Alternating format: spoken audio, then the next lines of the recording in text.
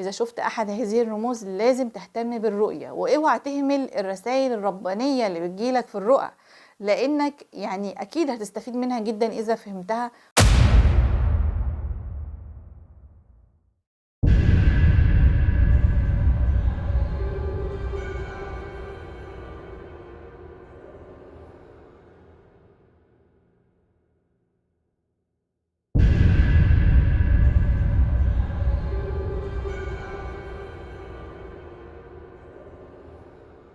بسم الله والصلاة والسلام على رسول الله سيدنا محمد وعلى آله وصحبه أجمعين.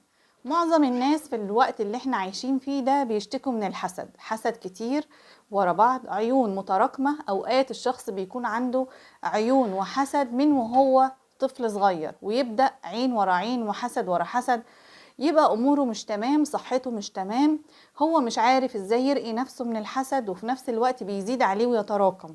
وسبحان الله بيجيلنا رؤى كتير توضيحية ان اللي قدامك ده حاسد، خلي بالك. يعني اعمل ايه؟ هقول لكم تعمل ايه لما يجيلك الحاسد في المنام، وهقول لك كمان ايه هي رقية الحسد من القرآن الكريم الجميلة جدا اللي بفضل الله بتشفي من الحسد. وناس كتير قوي عملوا الرقية دي بفضل الله ورجعوا لي قالوا اللهم بارك، جميلة جدا معاهم، وشافوا رؤى تدل فعلا على انهاء الحسد من حياتهم. مش بس كده، ده في بعض السيدات اللي كان عندهم تشابك في الشعر غير مبرر، لما عملوا الرقية دي شعرهم الحمد لله بقى احسن كتير.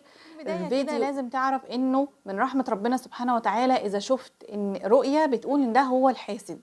ليه؟ لانك لما تسترقي منه، يعني ايه استرقي؟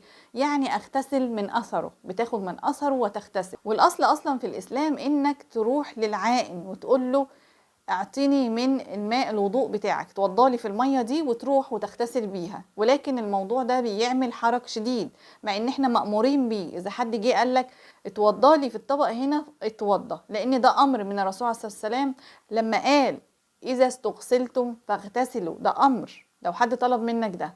طيب بما ان في حرج والناس هتقولك يعني هو انا هبصلك على ايه وانا هحسدك والكلام ده، فاحنا بناخد من اثره ونغتسل. فده هيفرق معاك جدا لما تشوف الرموز اللي هقولك عليها دي، لانك باذن الله لما تغتسل من اثره هتخف وتشفى. اذا كان هو السبب في مثلا انك اتصبت بمرض معين او باذى معين، او حتى بثقل كده في النفس، او انك دايما مش مبسوط، في اكتئاب، في شحوب، وهكذا. خلينا بقى نبدأ بالرموز علشان ما اطولش عليكم. واول رمز هتكلم عنه هو رمز تغير لون العين في المنام.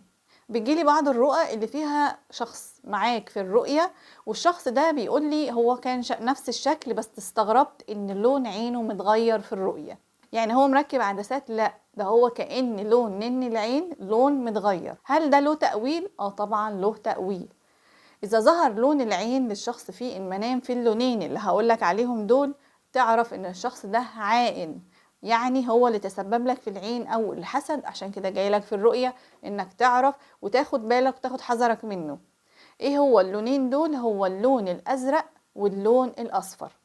عارفين كده لما شخص ده يقولك ده عينه زرقاء، وأحيانا يقولوا ده عينه صفرة، ده الشخص ده عينه صفرة، اللي هو تبص البصة خلاص الشخص اللي قدامه يرقد، يعني خلاص تمام. وبتحصل كتير، خصوصا الناس طبعا اللي هي متحصنش نفسها ومش بتعرف او تتكاسل عن ده. احنا في الاول وفي الاخر مقصرين، كل محسود مقصر في التحصين، وخصوصا اذكار الصباح والمساء عشان تبقوا عارفين يعني. تمام.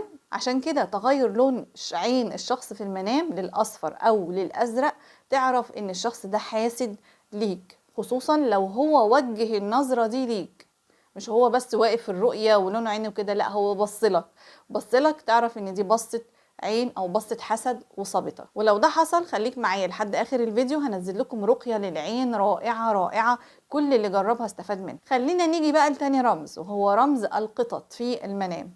اما يبقى معايا في الرؤية وبتجيلي برضو في الرؤى قطة ملازمة ليا، والقطة دي ماشية راحة جاية معايا في الشقة، والقطة دي جت راحت اذتني، وانا عارفة في الرؤية ان القطة دي قطة جارتي فلان، مع ان جارتي ما عندهاش قطط، او انها القطة دي قطة خالته فلانة مثلا. يعني معنى الرؤية هنا ان اصابني الحسد من الشخص صاحب القط في المنام، يبقى هو ده صاحب العين اللي صابتني او صاحب الشيطان اللي صابني.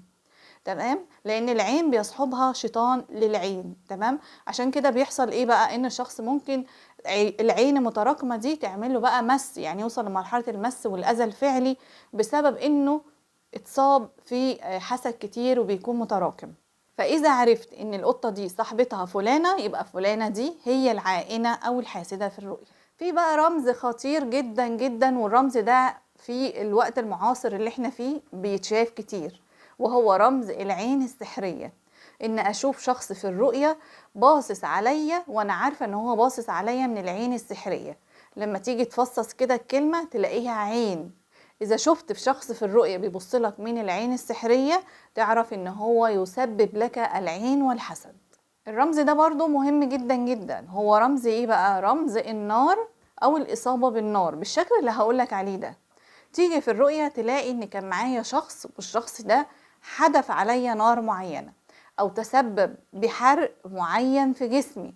وبيجي لي بقى بقية الرؤية ان زي ما يكون بالظبط، والله زي ما بقول لكم كده، زي ما يكون مكان الحرق مدور، كأنه كده مدور والشخص يوصفه كده، وزي ما يكون جلدي متشال منه طبقة، والطبقة ديت على شكل دورية. ده انت اتصبت بالحسد والعين من الشخص ده واصابتك، مش اللي هو بس بيبصلك نظرة عين، ده هو اصابك للأسف الشديد.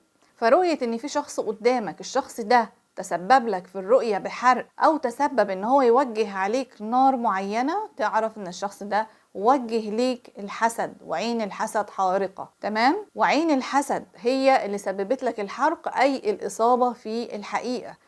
اهم حاجة في الرؤية تبقى عارف ان الشخص ده هو السبب في اللي انا فيه. تمام، هنا معناها خلاص ان هو تسبب لك في الحسد والعين، ورؤية جاية لك واضحة جدا، يعني لازم تهتم بيها واوعى ابدا تهملها بعد ما تشوفها. احيانا كمان يجي لك الشخص الحاسد في الرؤية معاه صديق او صديقة الاسم بتاعه، يعني انا معرفش، يعني صاحبتي دي ملهاش صاحبة خالص اسمها مها مثلا، فتيجي في الرؤية صاحبتي دي صاحبتها الانتيم اسمها مها، يبقى هنا معناها انه الصديقة دي تسبب لي الأذى بالعين. اسم ما في مها ونجلاء وسهام وأسامي كتير قوي في الرؤية بنشتق منها أسماء الحسد والعين المباشرة. يعني لما الاقيها جاية ومعاها دي صاحبتها، يبقى هي تصاحب معها العين والحسد ليا. فهمتوا ازاي؟ وهنا الرمز ده بيكون خطير جدا ومركب شوية، لان ببقى مستغربة، انا معرفش الصحبة دي، انا معرفش كذا، ايه اللي جابها في الرؤية معاها كده.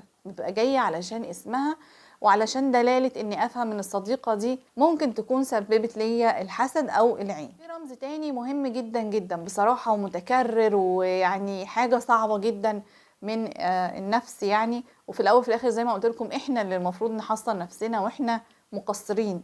الرمز ده هو رؤية الصراصير بالتكرار. احلم النهارده ان في صرصار بيجري في الشقه. الرمز ده معناها ان في حسد في البيت. تمام، لكن تكرار الرمز اني الاقي الصرصار في البيت او في الاوضه وجنبه شخصيه معينه، خلاص يبقى هو الشخص ده اللي تسبب لي في الحسد ده. عشان كده بتيجي الرؤيه بتكون اوضح من الوضوح باقتران الاتنين في مشهد واحد، معناها ان الشخص ده تسبب ليا في حسد.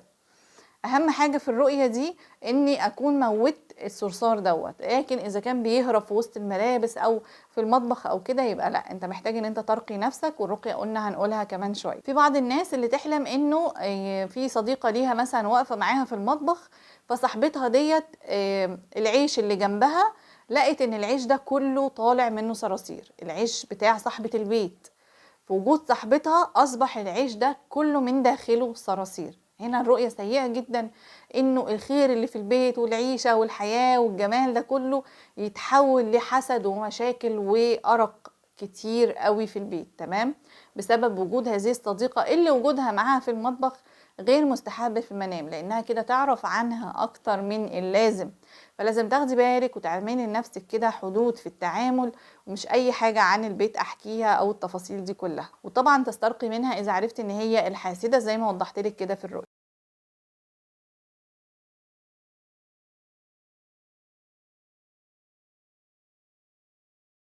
وطبعا في رموز كتير جدا، مش عايزة اطول الفيديو عن كده، لكن اذا شفت احد هذه الرموز لازم تهتم بالرؤية، واوعى تهمل الرسائل الربانية اللي بتجيلك في الرؤى، لانك يعني اكيد هتستفيد منها جدا اذا فهمتها. واتمنى يا رب، يعني الحمد لله اكتر حاجة بتحصل لي حلوة ان الناس تقول لي انا عرفت ان انا محسودة من الفيديوهات بتاعتك، انا عرفت ان كان عندي سحر من الفيديوهات بتاعتك، انا عرفت ان كان المفروض اعمل كذا او ناقصني كذا من الفيديوهات بتاعتك. اجمل حاجة بتحصل لي لما احس ان انا قدرت حد يستفيد او يفهم الرؤية بتاعته والرسالة اللي جاياله ويطبقها عمليا، ويبدأ بقى ببرنامج علاجي او تبدأ تاخد بالها من كذا او كذا. بكون مبسوطة جدا. منورتوني في الفيديو، شكرا لكم على متابعتي، والسلام عليكم ورحمة الله وبركاته.